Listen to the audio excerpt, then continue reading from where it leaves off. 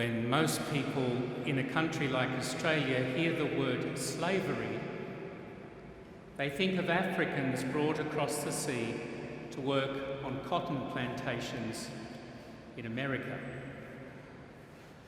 But since the abolition of slavery in the British colonies in 1833, in the French colonies in 1848, and in the United States with the Emancipation Proclamation in 1863, most people would think slavery a thing of the distant past. Yet 50 years ago, the Second Vatican Council of the Catholic Church recognised that it was not yet time for the anti-slavery movement to pack its bags. It declared certain sins especially infamous on 3 counts. They poison human society, damage the perpetrators even more than the victims, and supremely dishonour the Creator. Amongst these infamies, the Council included direct attacks on human life, such as genocide, murder, abortion and euthanasia, direct attacks upon human dignity, such as mutilation, torture and coercion, and direct attacks upon those who are on human integrity, and direct attacks upon human dignity, such as arbitrary imprisonment or deportation, slavery or prostitution, trafficking in women or children. The Council rather presciently listed slavery amongst the worst evils yet to be effectively abolished from human society, and the willingness to enslave others amongst the worst evils yet to be eradicated from the human heart. Half a century later, Pope Francis has been a tireless champion of this cause, calling it an open wound on modern society and a crime against humanity. In December 2014, leaders of many of the world's faith communities joined together to call upon their members to work to eradicate the vile scourge of slavery for all time. Meanwhile, the United Nations has recognised that this repugnant activity continues in our world and has set as one of its sustainable development goals the eradication of the practice. Immediately, if possible, and certainly by no later than 2030. And yet, the fact remains that most people think human trafficking and slavery are a thing of the past that need not concern them, or if it still happens anywhere, as something that only occurs in faraway lands over which we have little influence. So let me tell you a story. Around 10 years ago, when I was parish priest of Watsons Bay, here in Sydney, a South American woman approached me after Mass. She'd been brought to Australia as a nanny with a family and thought she was going to make a new life here for herself in Sydney. When she got here, however, her passport was taken away by her employers. She was required to work long hours, allowed no recreational activity outside the house, and paid no wages at all. But they finally allowed her to go to church because she was religious, and that gave her a chance to come and speak to me. She told me how she had at one stage tried to escape to a neighbour and told them what was happening. Instead of helping her, the neighbour effectively manhandled her back to the house of her employers as if she were an escapee. I did my best to intervene, to get her out of that situation with help from the law and Catholic care. But this story brings home the reality of slavery and human trafficking, not just in Australia, but in our own city. And while this story had a happy ending, there is no such happy ending for the estimated 4,300 slaves in Australia at this very time, or the 40.3 million estimated slaves worldwide. Yet this is an issue on which the experts agree, were there the will, our world could make real progress and quickly to abolishing slavery. If we dedicated ourselves to the task, we could indeed see modern slavery effectively abolished in our own lifetime. In our first reading this evening, Moses reminds his people of their obligation to care for the stranger, the orphan, and the widow. These unseen and unheard people were God's little ones, his favourites, and on how well they were respected, the whole people would be judged.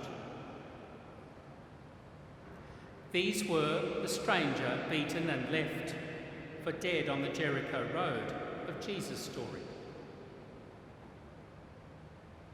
But why should they care? Because you were slaves in Egypt yourselves, Moses reminds them. You were once treated that way yourselves, or at least your ancestors were. Members of your family were. So how can you turn a blind eye or a stone heart towards the unseen and unheard people today? Jesus takes this even further than Moses. These little ones, these voiceless people, are your neighbours, your friends, your own family. To fail to notice them is to fail to notice your own brethren in need. And that can only be deliberate blindness, selective deafness. As the prophets of old had noticed, there's none so blind as those who will not see. And this complaint, that some people just will not see, will not hear the cries of the poor or the demands of righteousness, is repeated at several places in the New Testament. Whether silencing and disappearing people is deliberate or just negligent, the effect is to reduce their freedom and opportunities, their impact and redress. In a word, to deny them their human dignity. At its heart, the call to eradicate modern slavery and human trafficking is a call to make a choice for respecting the intrinsic and inalienable dignity of every human person. Indeed, the age-old tension between those who will see and hear, understand and act, and those who will not, can be characterised as the battle between dignity and humiliation. Jesus reminds us in our gospel tonight that our neighbour includes everyone, not just those whom it's convenient or attractive to help. And so our choice for dignity or humiliation is an individual choice each one of us must make again in our lives as we encounter other people. As soon as a Samaritan sees the man beaten and lying by the roadside, his heart was moved with compassion, and he did all he could to help. So too does the curse of modern slavery cry out to us, and each and all of us must choose whether we pass by on the other side or stop and help.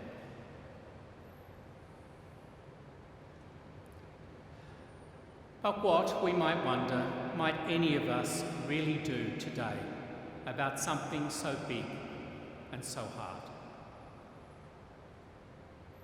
Well, as with many issues, we must first search our own hearts to see if there is violence, lust for control over others, disrespect for human life or dignity or freedom to be found deep within us. If so, we must, with God's help, root it out. Next, we need to seek to learn more about this issue and reflect upon what faith and reason have to say about it, so that our passion is not just a fashionable cause or a hobby ideology. We might talk with our friends and family and work colleagues about the issue, not obsessively like a fanatic, but with facts and charm and passion and persuasion. We might let our political leaders know that we care about this issue and ensure that our newfound sensitivity influences our own purchasing and voting and other decisions. We will keep our eyes open for examples of forced marriage or forced labour in our own neighbourhood. I've discovered many ideas at the Australian Catholic Religious Against Human Trafficking website. And for those slaves outside Australia, we can acknowledge the effect our choices have, especially our purchases have, whether of food, clothing, or gadgets, that come from sources of which we could not be proud. But of course, the greatest responsibility lies with those with the greatest power, with organisations such as businesses, governments and churches, because they have very great purchasing power.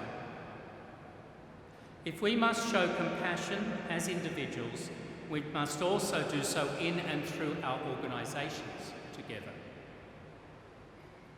It's not enough for groups such as churches to lecture or exhort the rest of the community in such matters. We must demonstrate our own willingness to act where we can.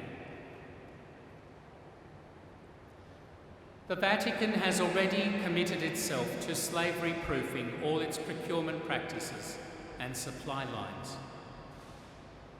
It is no small task to ensure that everything we use has been obtained ethically, that everything we obtain ethically has been produced and supplied ethically and sustainably, and that those upon whom we rely or with whom we are affiliated are like-minded. It is no small task, but we must try. As Pope Francis has pointed out, buying goods is not just a commercial matter, it has ethical, moral dimensions. This is why I have committed the Archdiocese to a similar slavery proofing here in Sydney. And after Mass, we'll be making further announcements about our approach going forward.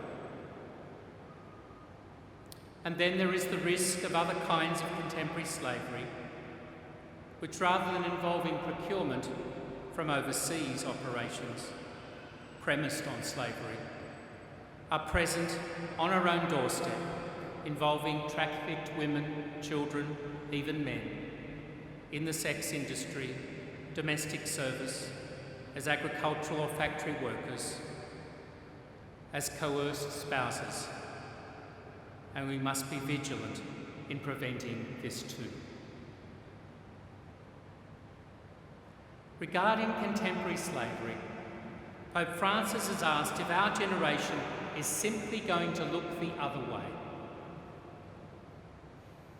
There he echoed William Wilberforce, who said to civic and church leaders, "You may do nothing about it, but at least now you can't say you didn't know." I have great confidence we will do far more than nothing about this great evil. And I look forward to the day when we speak of slavery truly in the past tense.